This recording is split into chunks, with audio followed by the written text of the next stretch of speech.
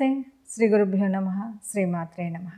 శ్రీమాత శ్రీ మహారాజ్ని శ్రీమత్ సింహాసనేశ్వరి చిదగ్నికుండ సంభూత దేవకార్య సమర్జిత ఉచిద్భాను సహస్రాభ చతుర్భావ సమన్విత రాగస్వరూపాషాఢ్య క్రోధాకారాంక్షోజ్వల శ్రీమాత్రే నమ. మనకి తప్పనిసరిగా గ్రహాలు అనేటువంటివి చలనంలోనే ఉంటాయి కాబట్టి గ్రహ మార్పు జరుగుతూనే ఉంటుంది.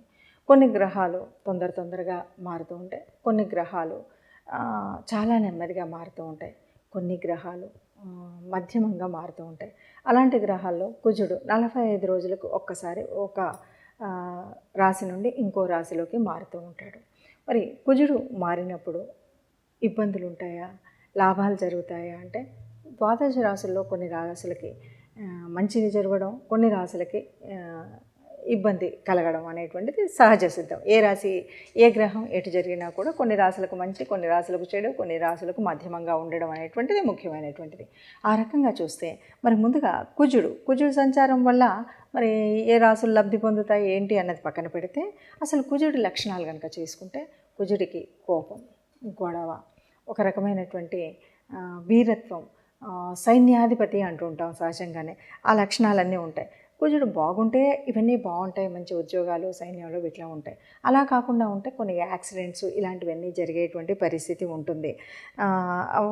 అయితే వీటిని ఈ దృష్టిలో కనుక చూసినట్టయితే మరి కుజుడు బాగా లేకుండా ఉండేటట్టు, అంటే మనం చాలా వరకు కుజుడు అనగానే మనం ఎంతసేపు కుజదోషం ఇక్కడి వరకే చూస్తూ ఉంటాం. కుజదోషం వేరు, అది ఉన్నటువంటి గ్రహాల స్థితిని బట్టి. అలా కాకుండా కుజుడు ఈ సంచారం మూలంగా ఒక్కొక్క రాశిలోకి వెళుతూ ఉన్నప్పుడు జరిగేటువంటి పరిస్థితి అలా చూస్తే కనుక మకర రాశిలో నుండి మళ్ళీ ఆయన ఇంకో రాశిలోకి కుంభరాశిలోకి వెళ్ళాలి అంటే 45 రోజులు ఇక్కడ ఉంటాడు.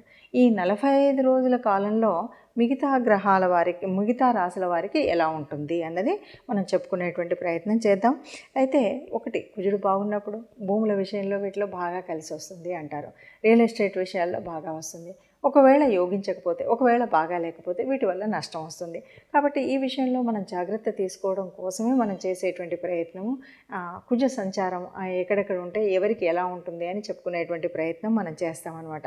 అయితే మొదటి 14 రోజులు తర్వాత అంటే మకరం నుండి కుంభంలోకి వెళ్ళినప్పుడు వేరుగా ఉంటుంది. కాబట్టి మొదటి 14 రోజులు ఎలా ఉంటుంది, తర్వాత ఎలా ఉంటుంది అంటే మకర రాశిలో ఉన్నటువంటి వాడు ఫిబ్రవరిలో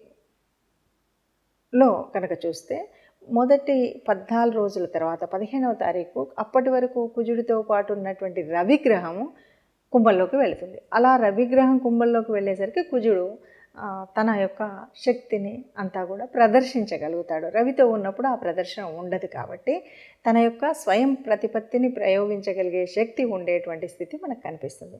కాబట్టి కుజగ్రహం ఈ 45 రోజుల వల్ల మిగతా ద్వాదశ రాశుల వారికి ఎలా ఉంటుందో చూద్దాం. ఇక తదుపరి రాశి తులారాశి. తులారాశికి చతుర్థంలో కుజుడు ఉన్నాడు. చతుర్థంలో కుజుడు రవి ఉన్నప్పుడు ఎట్లా ఉంటుంది అంటే మొదటి 15 రోజులు అమ్మ ఆరోగ్యం గురించి ఆలోచించాలి, అమ్మ ఉన్నవాళ్ళంతా కూడా. అలాగే అది కుటుంబ స్థానం కాబట్టి కుటుంబంలో కుజుడు ఉచ్చలో ఉన్నాడు కాబట్టి ఏం గొడవలు ఉండకపోవచ్చు, హాయిగానే ఉంటుంది, ఆనందంగానే ఉంటుంది. నలుగురు ఉన్నప్పటికీ కూడా మొదటి 14 రోజుల తర్వాత రవి పక్కకు వెళ్ళిపోతాడు కాబట్టి కుజుడి యొక్క ప్రపత్తి చూపడుతుంది. కాబట్టి కుజుడు తాను చేయాలనుకున్న చేయగలుగుతాడు, తన యొక్క మాట అందరూ వినేలాగా పెట్టుకుంటాడు. ఎందుకంటే సైన్యాధిపతి లక్షణాలు బాగా చూపెట్టేటువంటి పరిస్థితి ఉంటుంది. కాబట్టి తను చెప్పినటువంటిది ఒక సక్రమమైనటువంటిది, ఒక క్రమశిక్షణతో కూడినటువంటి మార్గ నిర్దేశన చేయగలిగిన స్థితిలో తులారాశి వాళ్ళు ఉంటారు. మరి ఇప్పటి వరకు చెప్పుకున్నటువంటి దాంట్లో మీరు చూడగానే ఇది భయపడిపోయి అయ్యో కుజుడు బాగాలేదు, ఈ 45 రోజులకు నాకు నష్టం అని కుజుడు అనుగ్రహం లేనటువంటి వాళ్ళు కానీ, కుజుడు తన నీచ స్థానంలో ఉన్నటువంటి రాశుల వారు కానీ అనుకోవడానికి వీల్లేదు. ఎందుకు అంటే మనకి ఇది గోచార రీత్యా మాత్రమే మనం చెప్పుకునేటువంటి పరిస్థితి. మీకు మీ జన్మజాతకంలో ఎలా ఉందో ఆ గ్రహాల యొక్క స్థితిని బట్టి, ఆ గ్రహాల నడుస్తున్న దశను బట్టి, నడుస్తున్నటువంటి అంతర్దశను బట్టి, అంతేకాదు గ్రహాల యొక్క యుతి, దృష్టి, వీటన్నింటి యొక్క ప్రభావం ఉంటుంది. ఇవన్నింటిని దృష్టిలో పెట్టుకుంటే తప్ప మనకి ముందుకు వెళ్ళలేము. కాబట్టి ఏదో ఇలా చెప్పారు కాబట్టి ఇంకా నాకేమీ అంత అంటే ఏదో కుజుడు నాకు నిజ స్థానంలో ఉన్నాడు, కుజుడు శత్రువులతో కలిసి ఉన్నాడు, ఇలాంటి భావన మాత్రం అస్సలు పొందకండి. ఇదంతా కూడా కేవలం 30-40% గోచార రీత్యా ఉండేటువంటి ఫలితం ఉంటుంది. ఈ 30-40% ఉన్నప్పుడు మరి ఎందుకు చెప్పుకోవాలి అని అనకండి. ఎందుకు చెప్పుకోవాలంటే ఈ 30-40% అయినప్పటికీ కూడా మనకు ఈ నెల రోజులు ఆ ఇబ్బంది కూడా ఉండకుండా ఉండాలంటే రాబోయేటువంటి ప్రమాదం ఏంటి, రాబోయేటువంటి లాభం ఏంటి, రాబోయేటువంటి స్థితి ఏంటి, రాబోయేటువంటి ఈ స్థితిగతులను తెలుసుకొని దానికి కావాల్సినటువంటి దేవతా ఆరాధన కానీ గ్రహ అనుకూలతకు చేయవలసినటువంటి పనులు కానీ పూజలు కానీ చేసుకుంటూ, లేదు కోపాన్ని కాస్త నివారించుకోవడం, లేదు ప్రయాణం చేసేటప్పుడు కాస్త తగు జాగ్రత్తల్లో వెళ్ళడం, ఇలాంటివన్నీ నిర్ణయాలు తీసుకుంటాం. కాబట్టి ఈ నిర్ణయాల కోసమే మనం ముందు జాగ్రత్తగా ఈ విషయాలు చెప్పుకుంటూ ఉంటాము. అలా చెప్పుకుంటూ మరి ఏం పరిహారాలు చేద్దామో చూద్దాం. కుజగ్రహం అనగానే ఇది భూగ్రహం. ముఖ్యంగా కుజగ్రహ దోషాలు ఉన్నప్పుడు మనం మంగళవారాలు పూజ చేయడము, అలాగే కుజుడికి అధిపతి అయినటువంటి వాడు మరి సుబ్రహ్మణ్య స్వామిని ఆరాధించడం, ఇవి చేస్తాం. గ్రహాలు అంటే కుజుడు మనకు యోగించకపోని ఈ 45 రోజుల కాలం కనుక మనం సుబ్రహ్మణ్య స్వామి ఆరాధన చేసిన, ఏదైనా సరే ఎవరికైనా దానం ధర్మం చేసేటప్పుడు కందిపప్పు ఇలాంటివి దానం చేసిన, ఎర్రటి వస్త్రాలు దానం చేసినా మనకు అనుకున్నటువంటి ఫలితం ఉంటుంది. అయితే ఇక్కడ మహాదశ అంతర్దశలు కూడా వీటికి కనెక్ట్ అయినప్పుడు ఉండేటువంటి పరిస్థితి ఒకలాగా ఉంటుంది, లేనప్పుడు ఒకలాగా ఉంటుంది. అలాగే ఇప్పుడు మనం చెప్తున్నటువంటి దానికి త్రికోణాధిపత్యం ఏదైనా వచ్చినట్టయితే వేరేలాగా ఉంటుంది. అంటే 159 లాట్స్లో కనుక కుజుడు ఉన్నప్పుడు మంచి చేస్తాడు. ఆ మంచి చేసేటువంటి పరిస్థితి వేరేలాగా ఉంటుంది.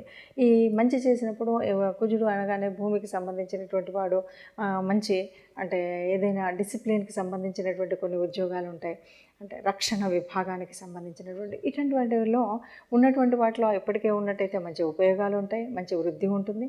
అలా కాకుండా ఇప్పుడే తెచ్చుకోవాలి అన్నటువంటి వాళ్ళకి ప్రయత్నాన్ని చేస్తే కనుక మంచి ఫలితం ఉంటుంది. అలాగే భూముల వల్ల రియల్ ఎస్టేట్ వల్ల మంచిగా కలిసి వచ్చేటువంటి పరిస్థితి ఉంటుంది. అలా కాకుండా ఉన్నట్టయితే కొద్దిగా గొడవలు కోళ్ళు చిన్న పని చేసినా కూడా ఏదో ఒక దెబ్బ తగిలించుకోవడం ఇలాంటివి కూడా ఉంటాయి. కాబట్టి ఇక్కడ మనం చేయవలసినటువంటిది ఏమిటి అంటే, ఇప్పటి వరకు విన్నటువంటి దాని మూలంగా మనకు అనుకూలించేటువంటి గ్రహం అయినా కాకుండా తప్పనిసరిగా గ్రహ అనుగ్రహం పొందాలి. కాబట్టి కుజ ఆరాధన ప్రతి మంగళవారం తప్పనిసరిగా సుబ్రహ్మణ్య స్వామిని ఆరాధించడం, అలాగే మనకు తోచినంత వీలైనంత ఏదైనా పేదవాళ్ళకి దానం చేయడం అనేటువంటిది, ముఖ్యంగా కందిపంపుకు సంబంధించినటువంటిది. అది కాదు, ఇదేది కాలేదు అంటే కనీసం మనం గోశాలకు వెళ్ళి గోశాలలో గోమాతకి గోగ్రాసం ఇవ్వడం లాంటివి చేసినట్టయితే మనకు ఈ గ్రహం వల్ల వచ్చేటువంటి అననుకూలత ఏదైనా ఉంటే పోతుంది. శుభంగా అనుకూలత వల్ల వచ్చేటువంటి శుభ ఫలితాలు మాత్రమే వస్తాయి. ఇది దృష్టిలో పెట్టుకొని అందరం కూడా ఈ కుజ అనుగ్రహం పొందడం కోసం ప్రయత్నం చేద్దాం. నమస్తే.